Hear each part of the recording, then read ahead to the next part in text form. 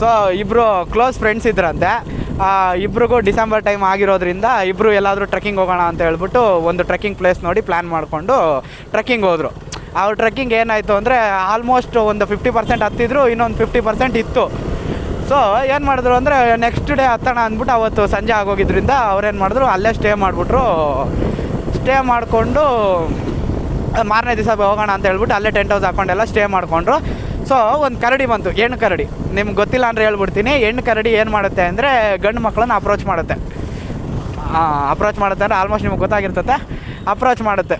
So ಏನು ಮಾಡಿದ್ರು, friend one ಏನು ಮಾಡ್ದ, ಫ್ರೆಂಡ್ ಒನ್ ಬಂದು ಮರ ಹತ್ಬಿಟ್ಟ, ಫ್ರೆಂಡ್ 2 ಕೆಳಗಡೆ ಮಲ್ಕೊಂಬಿಟ್ಟ. ಸತ್ತಿರೋ ಥರ ಆ್ಯಕ್ಟ್ ಮಾಡೋಕ್ಕೆ ಕೆಳಗಡೆ ಮಲ್ಕೊಂಬಿಟ್ಟ. ಕರಡಿ ಏನು ಮಾಡ್ತು, ಫ್ರೆಂಡ್ 2 ಬಂದು ತಿಕ್ಕ ಹೊಡೆದು ಹೋಗ್ಬಿಡ್ತು. ಆಯಿತಾ.